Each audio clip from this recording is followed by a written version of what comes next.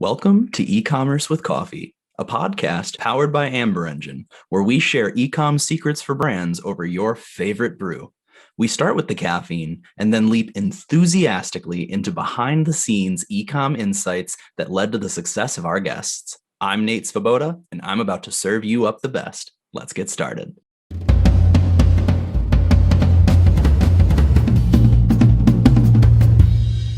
Welcome to today's episode of E-commerce with Coffee.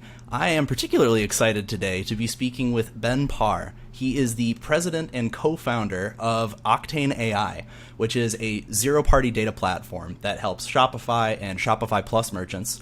So today we're going to be talking about zero-party data and how quizzes could be great for building more authentic relationships with your consumers. So, Ben, welcome to the show.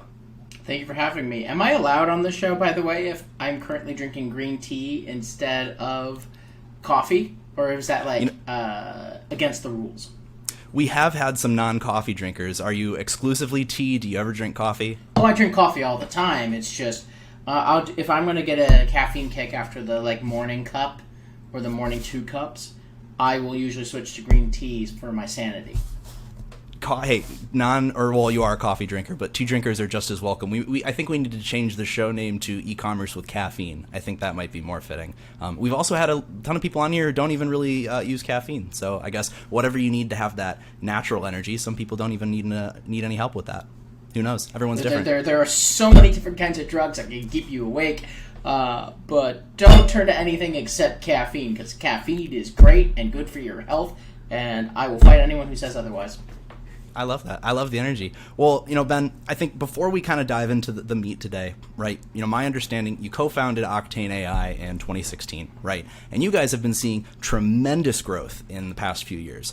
And plus, you guys have also been recognized, I think it was this year or last year, for having an amazing remote culture, right? You guys are an all-remote company. Can you, if you even can, tell us what is the biggest learning that you've had over this journey? Oh, there's 100 different things I could go and say, but with we started out distributed since the very beginning, since 2016 when we first started the company, and so we were a little bit ahead of the curve. And in fact, there was investors who would tell us no because we were distributed, and then the pandemic happened, and suddenly everything flipped. Lots of people were interested in working with us. We had just raised a round of funding, people coming to us for advice. I've learned a lot of lessons about building remote, but I think just the biggest one is you've got to. It's just my biggest lesson is that you can build deep, if not deeper, relationships in distributed just as much as you can in a full in-person, in-time office. And I think if you kind of take the ego out of it, you're why there are certain cases and certain kinds of verticals and industries where an office can be helpful. But you can also replicate that by bringing people together, by having co-working, by having retreats, by doing those other kinds of things. But the benefits, just the capability, it's not even just the benefits of having the ability to just have focused time to execute on things. It's just what the world expects. And, you want to go and recruit and hire the best talent. The best talent are looking for flexibility. And if you're not willing to offer that, you're just not going to have the best talent. Your company's going to be filled with B players. You're going to start to go downhill. Again, there are exceptions. You're hardcore manufacturing. Something like that. I understand why all in person makes sense in the tangible feeling, but you got the world has changed, and the only question is which companies have changed. Not to mention, the last piece I'll say here is that it is a workers' market for sure, and obviously there's a bit of a labor shortage, and the result of that means the workers have more say in the kinds of conditions and the kinds of things they want to work. Yep. No, absolutely. And you hit the nail on the head. Starting especially at the beginning of the pandemic, if a company wasn't willing to let people live where they want, then they were really missing out on a huge pool of workers. Amber Engine, we're also fully remote, especially since the pandemic. And I often find that the Zoom meetings I do have, they're just as meaningful as in-person conversations would be. But then we're also not losing out on some of the distracting conversations that sometimes come. But we also have a workspace we can co-work at. So totally agree, and I love how you guys have been able to build a really strong team culture with all of that. Yeah, it's been you know, super. It's been super awesome. Anyway. Well, yeah, no. So, Ben, we're talking about zero-party data today. So, would love if maybe start from the basics for our listeners who don't know, what is zero-party data? So, zero-party data. Let me give some broader context before I actually answer the question. Broader context. The world for e-commerce has fundamentally changed this year, and it changed because of iOS 14.5 and data privacy changes. In the past, for the last maybe decade, we as e-commerce brands have been able to borrow data from Facebook in particular, but other places, to generate customers and leads. And that was okay because Facebook ads were cheap. The first wave of e-commerce companies were built on top of this. But this year that's changed because iOS 14.5 came out and it gave people the ability to opt out of tracking. 96% of US customers who have iOS 14.5 or 15 opted out of data tracking. It meant that, third-party aggregators like Facebook didn't have anywhere near the same level of data that they used to have, which really hurt conversion rates and especially retargeting ads. Okay, so now how do you solve that? It is, don't rely on third-party data sources, the scraping and the pieces, because that's going away over time. In a year or so, Google will remove support for third-party cookies, and that'll be the end of that. And we're just at the beginning of a big transformation.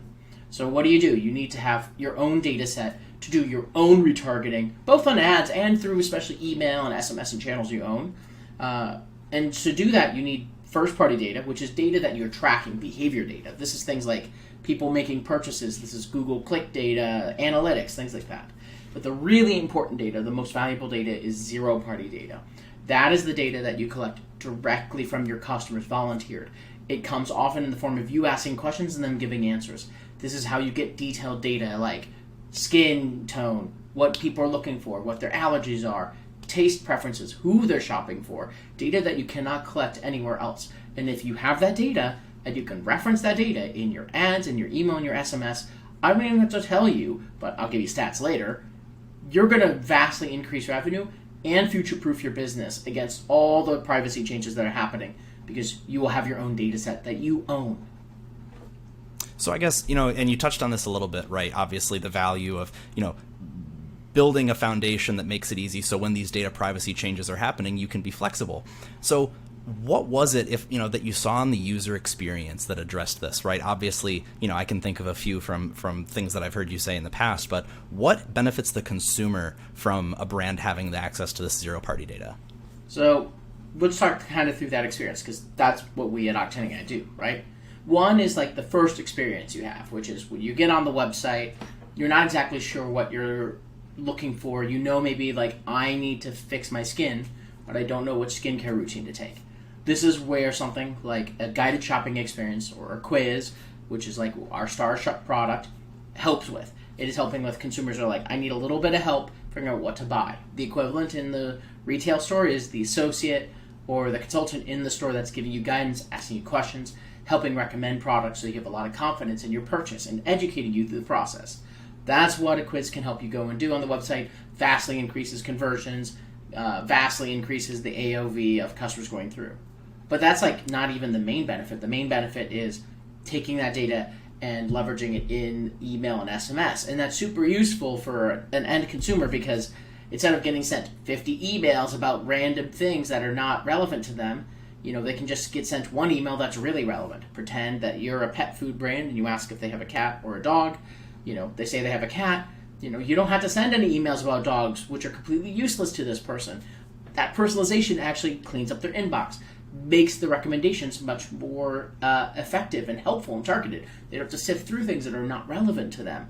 That greatly improves the consumer experience using this data that you have collected. And so, brands, consumers in particular, are expecting more and more that brands do some level of personalization. And you can't do that without data. So it's one of those rare opportunities where this is really good for the consumer and really good for the brand too. And it's a win all around by relying less on third-party data and relying on your own zero-party data.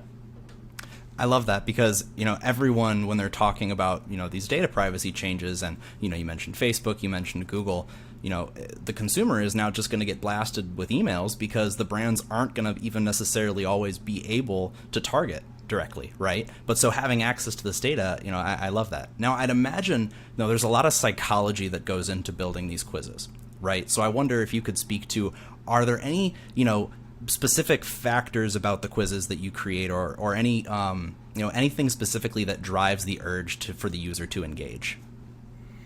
So it's, for one, again, you'd be shocked by how many people want to engage because they're looking for some kind of help. As long as it's like featured on the homepage or in the nav or even emailed out, you're going to see a lot of engagement, especially if you make it helpful to them in some way. Like, let's find the right shade for you. Let's find the right pet food. Let's find the right, routine, the right box. You do these quizzes all the time when you go and get a coffee subscription, or you go through a quiz that personalize the box you get from a FabFitFun or something, right? We productize that, make it super easy to go and build that without having to go and code and build a whole bunch of things. And the things that make these these quizzes or guided shopping experiences engaging are the same things that would make a conversation in person engaging, right? Are they asking the super relevant questions? Imagery actually really matters too. So we see quizzes that use GIFs and images do have a higher engagement rate overall than others that don't. You find the right amount of questions too. So if you ask one question, for example, in a quiz, and that's it, it's too short. Imagine going to the store and being like, hey, I'm looking for some shoes. All right, which size are you? 14? Great, I have the perfect shoes for you. Be like, that makes no sense at all. But asking 5 to 10 questions, somewhere in that range, you're going to have a customer who's a lot more confident in their purchase. And then one last one is just make it conversational, make it fun. Think of it as it's almost like a chatbot on the website. It's a back and forth conversation that's built into the website itself. So make it fun, make it engaging, have a little bit of fun and silliness depending on the type of brand you are, and make it feel like you're talking with a human in the store.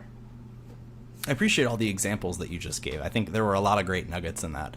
Now, it sounds like there's a lot of data and information that the brand has to have ready about their products, right? Their catalog has to be organized somewhere. I'd imagine there's a lot of stuff they have to give your team in order to build these tools, right? I know you guys say it's really easy to implement, the Facebook the Facebook messaging, and then obviously the Shopify plugins. What are some of the most common challenges brands have when they come to and begin wanting to work with your tool, your systems? So one, I will push back a little bit. You don't have to really do anything on the store side from data in. If you have a Shopify store, you connect to Shopify store, we pull that data automatically so that you can just insert different products into different things. So we have two main products, and I'll talk a little bit about. So we have the quiz and the conversational pop-up, which is our newer product. The biggest problem is just, for some getting started. For getting started, it might be trying to figure out the questions you're going to go and ask. So I always recommend starting with just a conversational pop-up. And a conversational pop-up is almost like a quiz within a pop-up. We have a lot of customers who are replacing their traditional pop-ups with them because instead of begging people for an email address in return for a discount, which doesn't provide value to the customer, it first asks, what do you need help with? What are you looking for? You can, in this case, you can ask a single question. It asks the question, asks for the email so it can send you results, and then makes the recommendation within the pop-up. We see a 4x increase in the amount of email opt-ins that our customers get when they do that. We had one customer tweet out they had a 1.5% conversion rate on their old pop-ups. Then they switched to us and they got to a 7.5%, instant increase in the emails that they collected. And you only had to do 5-10 minutes to go and get started. A quiz, you can take a little bit more thought. You might what are the questions I should ask and all that. We solve that by having a team that can help you go and figure out that. We have a lot of experience doing that, as well as just having you think about what would your associate ask if they were in the store and replicating those questions. A lot of the questions are pretty similar across different verticals. The questions that beauty brands ask are pretty similar. The questions that a fashion brand asks are pretty similar. And so that's always the biggest problem is a little bit of how do I go and get started? And just super simple, start with a conversational pop-up. If you just get started that way, you're already 50 steps ahead, but you need to start doing it now because you need to have that data set before third-party cookies go away, before Facebook ads, go further into the tank. That data is really critical, valuable, even if you haven't like figured out how you're going to use it in your email today, you want to have that data available. No, and I appreciate you calling out, obviously if the information's already there on the store, then it's super easy to implement. That's definitely fair and worth calling out.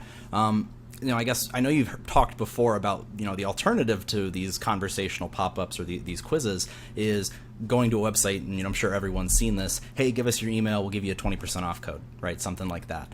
And this is a very tactical question. I'll say that up front. When someone goes through the quiz or goes through the chatbot cycle, do you still recommend that you give them some sort of discount code or anything like that? Or does the improved experience make it so that's not even really necessary at that point?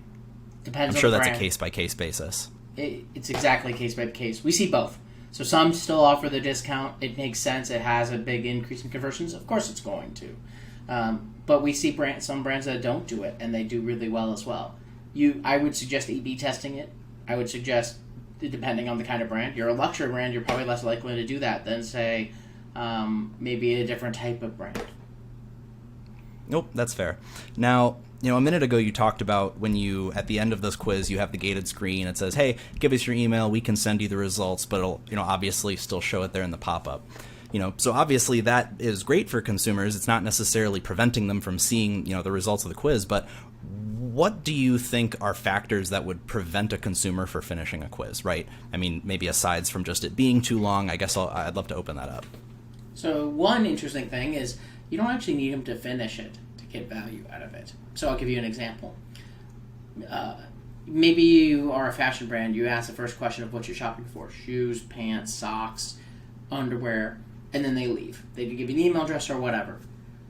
Because you probably have a Facebook pixel on your website, you can actually send that data into Facebook, and now you have a data point that you can actually use for ad retargeting and make a creative specifically for them. They said they're looking for shorts.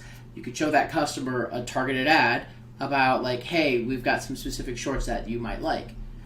You already know that ad's going to convert a lot better than a generic ad being like, hey, come back, we've got stuff, right? You're actually speaking to something. So you can get real value, even if they answer one question, even if they don't give you an email or phone number. But obviously, if they can answer all the questions, it's better off. I think a lot of it really just comes down to, like, one, how fast it loads, which we've spent a lot of time making it load really fast. And two, like, asking the right amount of questions, right? Like, too few doesn't give any confidence. Too many people will eventually drop off. But you'd be shocked how many people will go through a lot of those kinds of questions. And, like, making sure that it doesn't, like, tax their brain. And so this is why I like images, because it's much easier to process, like, a couple big images and be able to choose from something. Like Glennetic, for example, has, like, 5 different quizzes with us, I think, maybe more at this point. And so, like, it's easy to be like, what kind of eyelash? And you can see what a creased eyelash looks like versus others. I've learned so much about eyelashes in the last, like, 6 months in particular. But, like, you can get to see the visuals, and the visuals help you make quick decisions on different things. Those are, like, some of the simple ways to, like, really make sure that people increase the chance that they're going to go and finish. Nope, I love that. Now, so once you have the user go through, they finish the quiz, you've collected this data, you've talked a little bit about this already, but so, how does a brand actually act on this data, right? You got to segment the users, there's lots of things you need to do in order to get it to a point where you can actually act on the personalizations. Can you maybe walk us through that a little bit in depth? So, like, acting on the personalizations in particular? So yeah, once you've got all of this data, right, from the users, Right, how do you recommend that a brand goes, and actually acts on it? So number one, number two, number 3, connect it to your email, and then SMS. But it's like we're really for sure well known for our Klaviyo integration, right? We're actually announcing a whole new 2.0 integration coming soon, everyone. So with the integration with Klaviyo, you can actually send all these zero-party data points into your email platform, not just the emails you've collected, which you've collected now more emails because quizzes just naturally have a higher opt-in rate, 20% or higher, versus the average 2% opt-in rate on site. And now you can reference that data in your email. And we actually have a complete guide that my co-founder, CEO, Matt, came out with on our blog, and make sure to tweet or share it. But it goes into, like, how you step-by-step just do this personalization.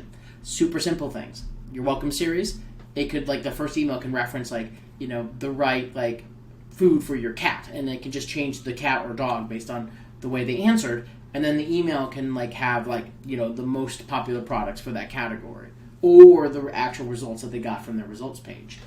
Another example is like, you could have like a different email that gets sent based on the way they answered a question. They might say like they're big into workouts or they're big into nutrition. Could send a different email based off of that data. You start really simply, and then you go move forward from there. But you can change, like with dynamic language, change what the text is in an email, and especially in the title. That really helps. And then you do that, and then you can do that for your post-purchase series, for your campaigns, for your flows, for your abandoned cart. Then for your SMS, you can see like every time you do this, you make more money. You keep on doing it, you make more money. It's just like start with one, keep on going. But email and SMS are for sure the two biggest. There's some cool stuff, that you could do on the website as well, which I think we'll be talking a lot more about next year. But that data you can even like send into other places so that you can gain insights. We actually just announced a new private beta for our Zapier integration. Zapier is actually how you say it, and allows you to send this data into 1,000 different apps. You can leverage this data for deep levels of personalization. You could put it into a Google Sheet. You could every time someone took a quiz, you could send it into Slack. There's 100 possibilities as a result of this, but I'm kind of like going through a little bit. But email is number one, number two, and then you go on to the other places. SMS is usually the next one I would recommend. But just like, all the email platforms have cool dynamic language pieces and, custom flows where you can like change what email they get. That has a big impact. No, I love that, and it's very easy to see the application there, right? Now, we're kind of coming up here. I only have a couple other questions for you. We've talked a lot about data privacy changes, obviously with Facebook, with the new iOS, with Google, and we've talked about what the implications are for brands here. But maybe give us the case that you'd make to a brand owner of what these changes are going to do to them and to their teams. What are the implications they should be aware of and be thinking about? I think for most brands, they're already seeing it. You're seeing a drop in, like, I talk with hundreds of store owners, and I've heard the same things. Like, their two biggest pain points right now are ad conversions dropping, and thus the amount they're spending on ads is increasing, and supply chain issues. We can't solve the supply chain issues, but we can absolutely help you solve the first issue. But that's only going to get worse over time because with third-party cookies gone, retargeting as we know it is going to be completely broken, and it's going to take years for like the new strategy to be rebuilt. And they're all going to be around: do you have your own data set to do retargeting, to do ads? Can you increase the conversion of like the amount of emails you collect? Can you increase, like, instead of having to send show somebody 5 retargeting ads to bring them back 5 times before they give you their email address? What if it was only once? What if you never actually had to do it? But like the result is that it's not some small change. We're already seeing the change have a dramatic impact on e-commerce, and that change is only going to get significantly bigger. And basically, brands that don't adapt to this will be dead. I don't want to sound hyperbolic, but if you're too reliant on ads right now and on third-party data right now, and you don't adjust for that in the next year and a half, you're screwed. Just straight up. But there's lots of ways to go and adapt. There's lots of other channels to go and explore. But most of all, there's data to go and collect that you can use for all of your campaigns and all of your flows and all of your ads that will future-proof you, not to mention make you money today. Nope. And, we've all seen how quickly things can change in the world of e-commerce, right? We saw it in the past year and a half. We're continuing to see it. And, to your point, anyone who says that helping a consumer, consumers don't necessarily want more choice. They want to be more confident in the choices that they're making. And so I think that, the tools you guys are creating and what you guys are doing at Octane AI, I think that that's really powerful. And I totally see what you're saying there. Now, Ben, if anyone has questions about Octane AI, about your tool, or if they have questions about hats, because you seem to have an awesome hat game going on, where can they get in contact with you or your team? I feel like I should just switch up hats, the whole thing. Bam. I'll just keep on changing hats back and forth. And for those who are just listening, yes, I'm just changing hats all the time, apparently. At a man of many AI. hats. Sometimes in the startup world, you have to wear multiple hats, right? Oh my goodness. That's a good pun. I will have to tell my girlfriend. She loves puns. I'll have to tell her that. At Octane AI on everything. OCTANEAI.com.